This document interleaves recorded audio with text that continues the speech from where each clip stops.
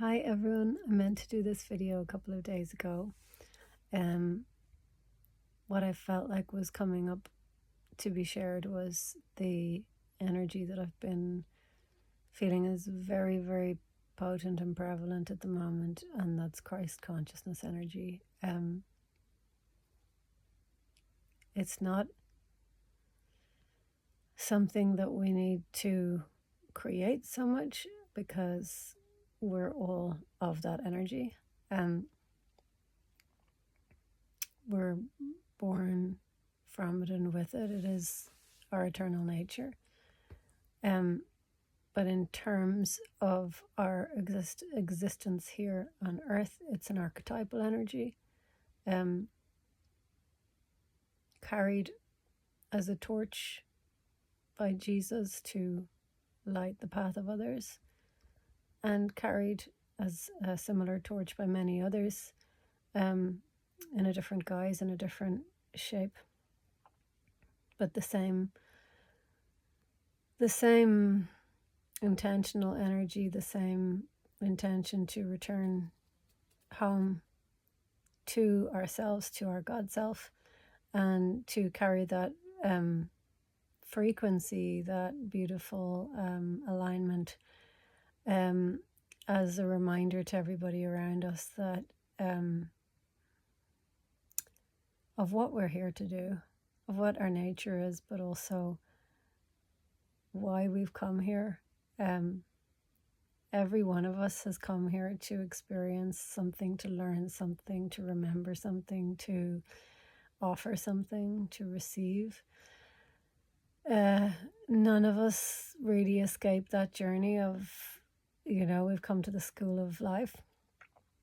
There is so much to learn here. There's so much opportunity. It's quite endless. And those of us who came to journey at this time, well, we're very brave, because it is, the world has gone through, so many different shapes and so many different lifetimes in its own right, different chapters, and not averse to its own suffering and human suffering and massive periods of transformation and massive periods of beautiful alignment as well. Like, so many magical things have unfolded on earth, and so many beautiful stories and journeys and epic sagas, and I guess this is one of those times. It's a very pivotal moment, and it's kind of everything rolled into one. It feels very almost apocalyptic, but at the same time it holds the resonance of a great and grand new beginning. And the chaos that's emerging is like this sort of purging of the can't help but use the analogy of like sort of like the bus or something, sort of getting, we're sort of meeting with this great shared wound of unworthiness, and how that's manifesting in us all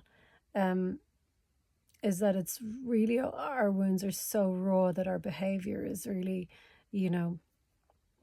potently exaggerating that collective wound. And for some people it's power over. For some people it's really descending into that abyss of nothingness and becoming more and more invisible. We might be doing opposing things, but we're actually meeting with the same pain, or meeting with the same well of difficulty. And so we might be pointing the finger at somebody else and saying you, but we may as well be saying me, or I, because that pain that we are witnessing in the other is so hard for us to bear witness to, because it is so resonant with what we feel within ourselves, that we judge, and we put it in a separate chamber, and we keep it separate to us. But actually it's a great reflection of ourselves, even if it's something awful that we feel we would never do, and we would never be that person, and I'd never, behave in that way. It's not so much about the behavior, but about where that's coming from. What has allowed for this behavior to occur? What narrative? Where does this narrative come from? What is the actual underpinning deep pain that allows for a human being to create such intense safety mechanisms that they become almost monstrous? And that's what we're seeing around the world. In the places that we can see it, it's happening in lots of other places where we can't see it, or where it's, hidden kind of in plain sight, a lot of the time. We're looking away from a lot of atrocities, and it's not just, outside the Western society, it's all over the world. And I think we're all really aware of it, and we're viewing the world very much still in that darkness and light kind of saga, whereas the truth is much more pure and much more wholesome. There isn't really a dark and light. There's just our perception of it as we step into duality. That's how we perceive it. But really, it's just a river of truth. It's just a river of experience. And once we can accept that for ourselves and for the world around us, understand that everything that's being reflected back to us is just for us to use for our deeper alignment, for our deeper work. And that's where that Christ consciousness energy comes in. It's almost fairy tale like, this idea that Christ consciousness is like something to be attained, something to be, meditated upon for, days and days or hours and hours, or, people who attain it are only, sort of people who are very Jesus-like and, have attained a level of behavioral purity that is quite outstanding. I don't think that's, to be honest, I really don't think that's where we're at in terms of human expansion. I think that really Christ consciousness at this point is something that's really tangible for all of us. And the more real we are with ourselves and the world around us, the closer we are to ourselves. So sometimes people who seem like they're in the most chaos and difficulty can actually be closer to their eternal selves than people who seem to have it all together. And that might seem really confusing. But the truth of it is that we came here to learn and to remember who we are.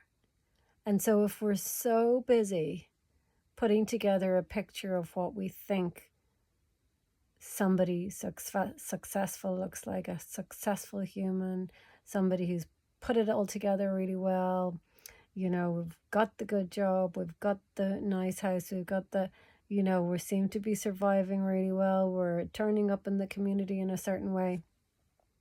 If we're busy doing all of those things and focusing so hard on the perfect picture, then it's very possible that we're not choosing to see or to allow for what is wanting to be felt, understood, explored.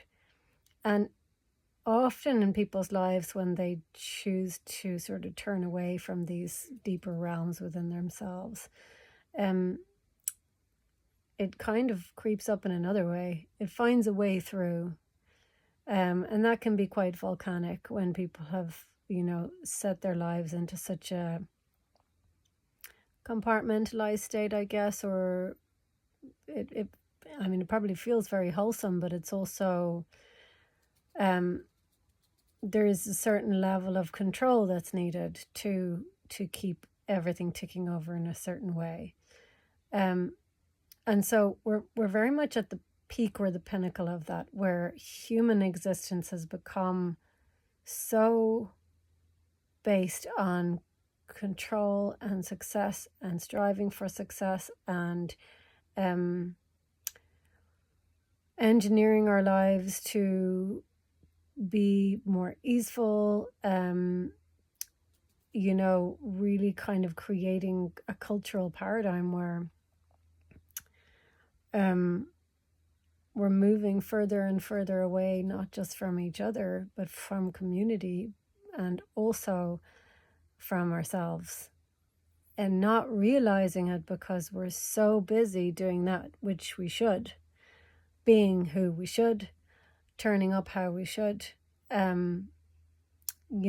focusing so intensely on health and wellness, so intensely on getting through our day and surviving. That's the reality of it a lot of the time. We're not individually creating this world, we're creating it collectively.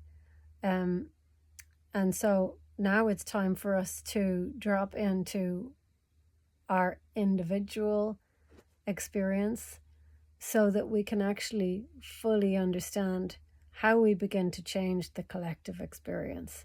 And that does mean embracing the chaos. And, maybe embracing the chaos on a level deeper than we're really comfortable with. And feeling into places within ourselves and within community and within situations that maybe before we wouldn't have allowed ourselves to feel into. We would have glazed around the edges of it, circumnavigated it, like, oh, that's difficult, or it's hard, or we'll put that over there, or we'll we won't talk to that person because that's quite triggering, or it's difficult, or it's uncomfortable, and sort of definitely moving around the edges of these deeper realms. And I think really now we don't have that choice anymore. Choice has been taken away in that regard, and I think that's very clear with what's happening the world over, is that nothing is being left unexposed. It's all, the veil is coming off in so many ways. And personally, for all of us, that is happening on an emotional level and very often manifesting within the physical. So it's not an easy time. And when I say that the closer we are to ourselves and to our authentic experience and to the realms of what's with us, that we like to pretend is lesser or less important, or not, not really as apparent. We like to focus on the part of us that's operational, or the part of us that fits in, or the part of us that feels like it's going to get the kind of feedback we need. But the Christ consciousness cannot be experienced until we allow ourselves to be in the all that is. And so we might have moments where we connect in with that kind of powerful eternal energy. But if we want it to become an actual embodied experience, then at some point we need to set the intention to be in the fullness and the wholeness. And I think saying that, I think that's, kind of a bit of an epiphany for me in this moment, just recognizing that, I'm always questioning, what is my work? What is my purpose here? What am I here to share? There's so much I've experienced and so much journeying that I've done, and often it's such a huge expansive realm of experience. I don't know what it is. What's that thread? What's the opening there for others? How do I share? And I think that's my realization, is that that's probably the most important aspect of me stepping out to speak and to share, is that it's a welcoming. I want to welcome all that we are. I want to welcome and invite you and whoever is watching to welcome yourselves, to welcome all that you are, to welcome your experience, to welcome hardships and joy and diversity and adversity and consequence and action, and welcome the the moments that are super challenging, and where you have to forage for something much deeper than you imagined was there, and find resources that perhaps you never wished to find, and to realize through this experience that these are divine channels of awakening. These are divinely gifted moments. These are opportunities. We're welcoming, because these are the things that we chose to experience. We came here. We said, look, I want to learn about this. I want to experience this. This sounds like it's going to, this is threaded these absolutely beautiful, unfolding,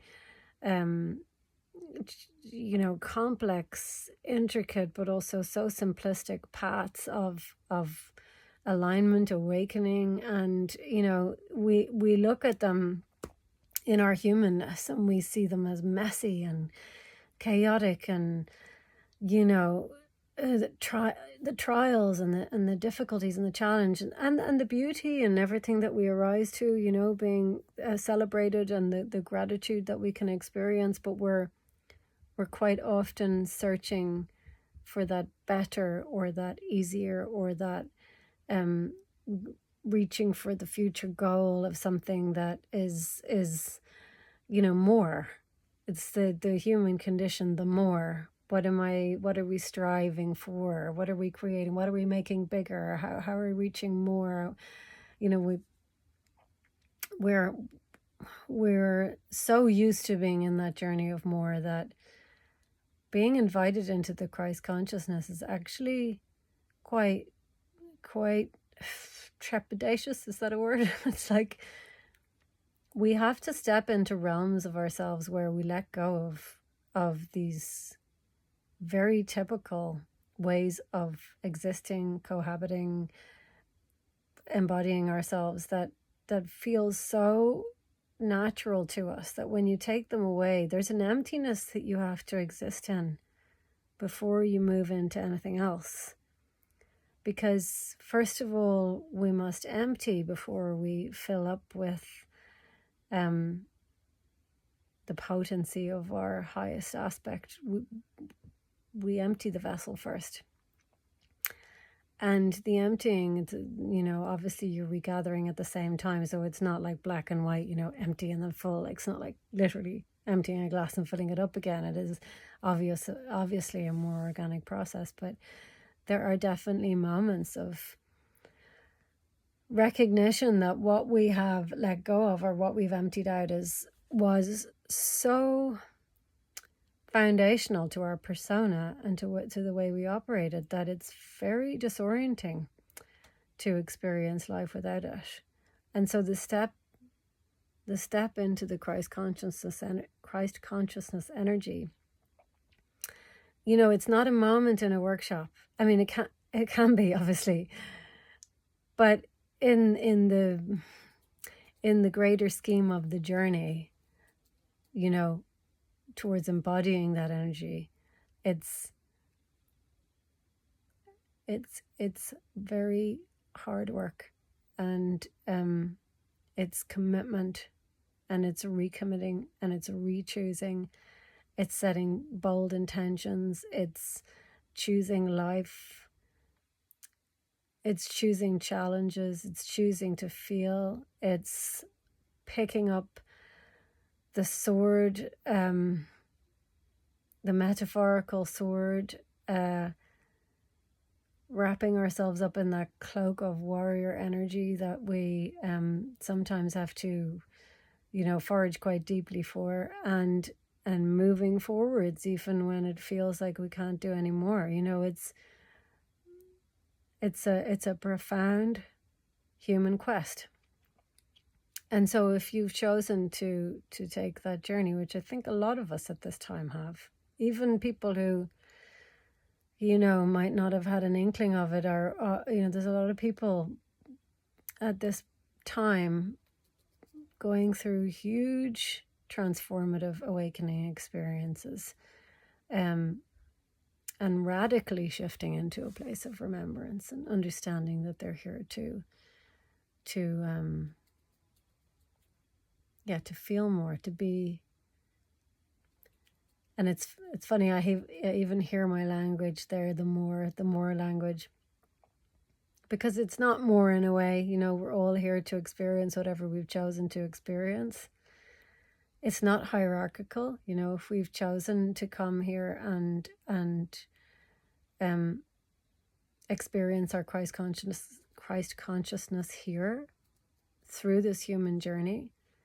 It's not hierarchical, there are lots of other people learning, remembering in different ways, in other ways, and we are all made of the same stuff.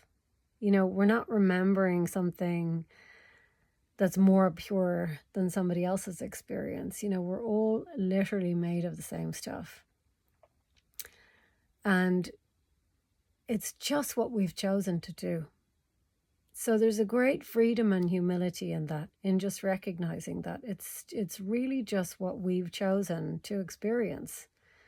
And for some people, they're choosing a lifetime where they potentially do harm to people, they do harm to others, and through their own wounding, through their own conditioning, through their own ways of trying to cope with that situation, and they're turning up to play a part, which is essential. It's an essential part for other people to learn from that experience of being the victim, and they're the perpetrator. And as we go into different lifetimes, we switch out those positions, those places. We've all been victim, perpetrator over and over and over again.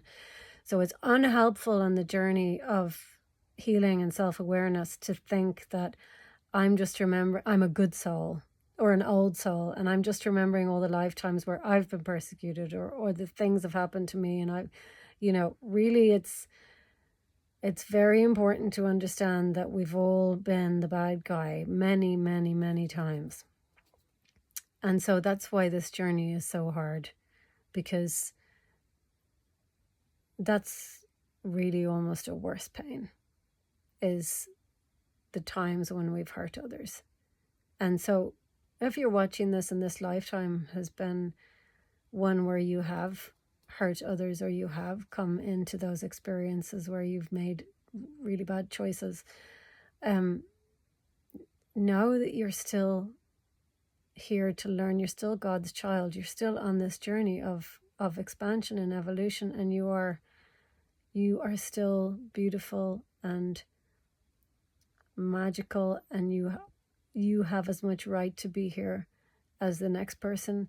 And the forgiveness you find for yourself is such a potent alchemy, because when you find that capacity to forgive yourself, that's for things that are really difficult to forgive, that's a deep level of self-compassion that you need to forage for. And when you learn how to do that, then you are then able to offer that level of compassion to the people around you. So sometimes those journeys actually are the ones that bring you quite strongly towards the experience of the Christ consciousness. So my invitation is not just to welcoming, but it's also to, through that process of welcoming, which ultimately leads to self-love and compassion, it's also a letting go of judgment for others. It's a letting go of what you think you know about their journey. It's understanding that you have the power to learn how to forgive them and yourself through the same process. And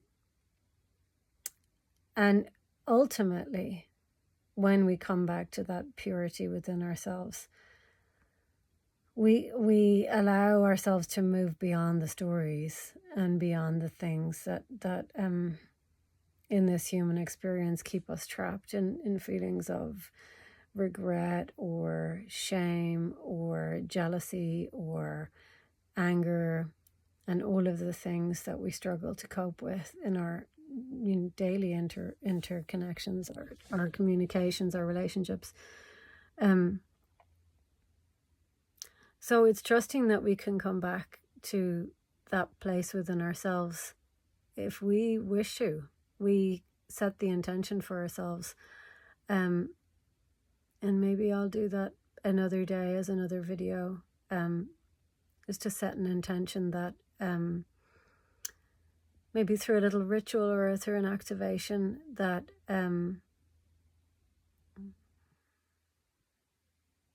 or perhaps the intention's coming through now. Sorry, maybe there's an activation coming through now. I'm just feeling an energy arising.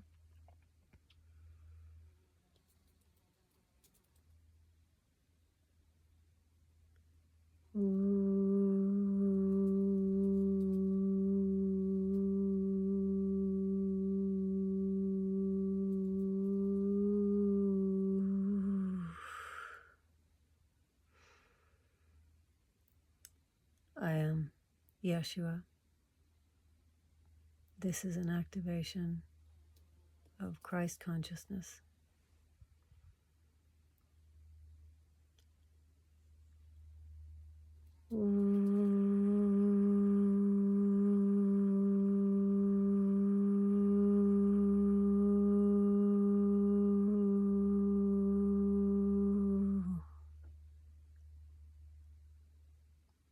Open your hearts. Allow yourselves to receive.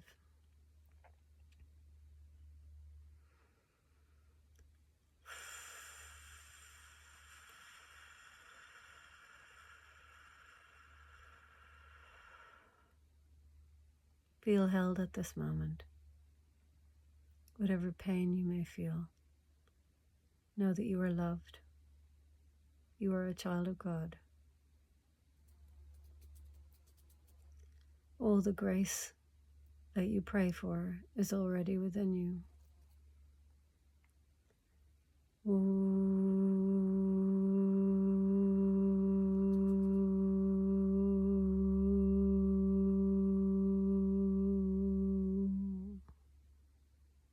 Your prayers are heard. You are being gathered now to experience profound love.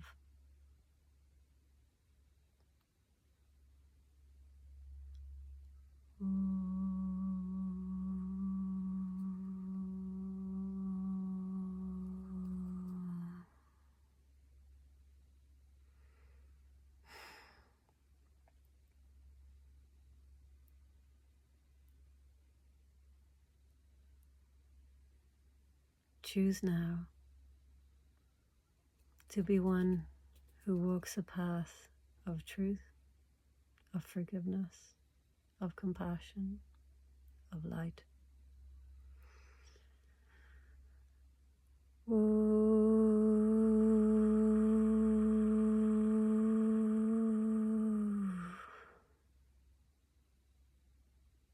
It is a path of wholeness,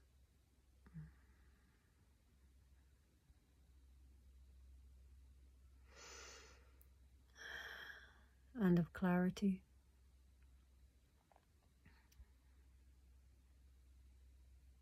And it asks you to bear witness to all that you are, all that you feel, all that you see, think, and do. Everything is a reflection for your duality. Your lack of consciousness becomes conscious with your awareness. The witnessing is the alchemy. Bring yourself home through this perception.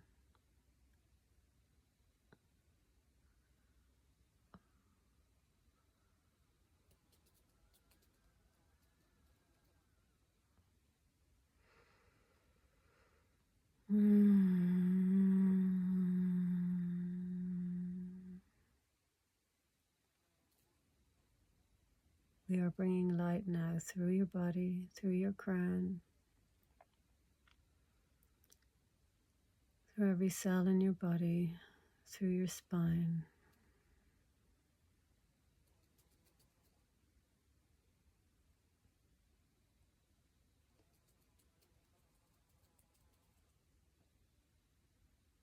into your cells and your DNA. You are shape-shifting. You are becoming.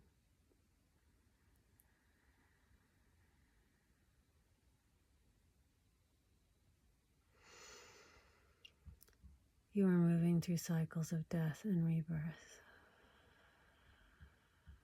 You are beginning again. In each moment, and yet now you are choosing to do it consciously. We are with you. We are showing you the way. With this intention, you will continue to align, and you will be shown the people and places that can support you on this journey. But know that everything, every moment, every single encounter has value, has importance. No matter the condition of the moment, release expectation. Release the need to understand all. Release the need to control the outcome, to know the future. Allow yourself to ask questions and be ready to not have the answers. You are born to seek and to be emergent.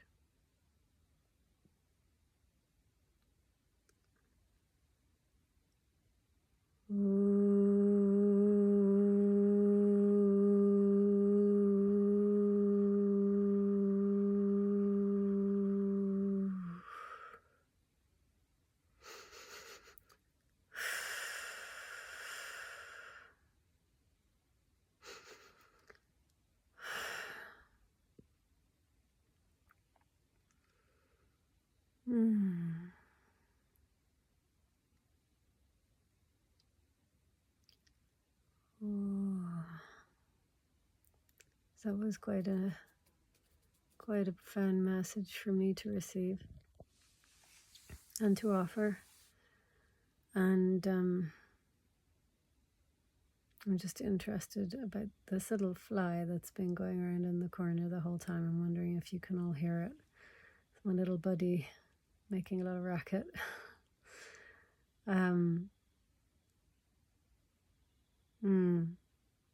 I really hope that you have time to sit and integrate this energy, to maybe do something supportive for yourself, depending on time of day, whether it's going out into nature or having a bath,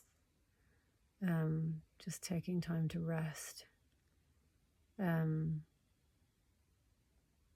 conscious that you have set this intention, carrying it with you as a medicine of sorts, knowing, yes, this is what I'm journeying with. I know we move on with our day and we forget sometimes where we're at, but if you can understand that this is actually quite a big intention to set, and that it may change a lot over the coming days, weeks, months, years, but for the moment, just noticing any changes, opportunities, moments, things that are shape-shifting around us, things that are challenging us, awarenesses about ourselves, about our behavior, anything coming to the surface that is potentially coming up for healing, but it's being projected through the things that we're doing and we're saying, how we're treating others. You know, there's going to be opportunities for us to really witness ourselves, and also just to be really gentle and kind and compassionate with ourselves, non-judgmental, because as we transform and as we set great new intentions, we're also going through a metamorphosis of sorts, which we don't realize really how big it is physically, you know, on every level, but also physically it's a lot. So upping the intake of water, being foods that are nutritious, sometimes really earthy foods, root vegetables can be great for this time of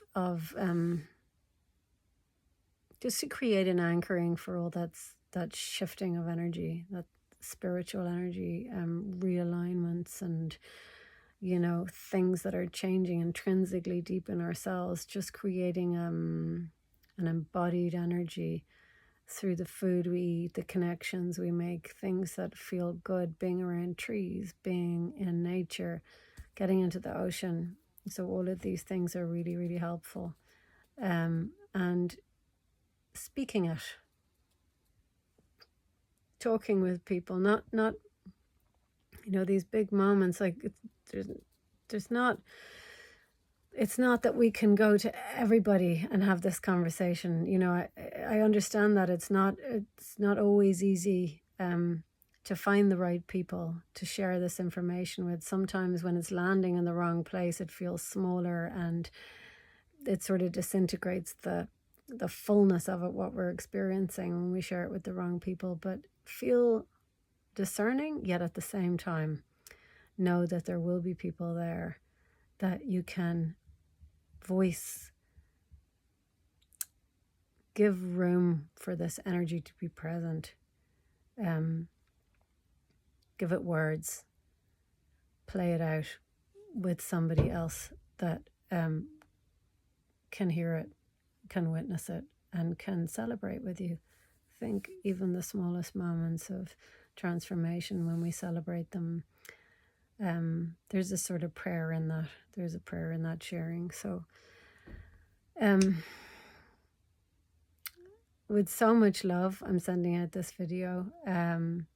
And yeah, I'm always holding anybody who's watching, or anybody who comes to me, or anyone I have had an impact on, whether I know it or not. I have an intention deep within my heart to hold space for those who are taking that deeper journey, or experiencing more of themselves, or stepping into fullness. So my heart's always with you. So much love. Take care. Until next time. Bye.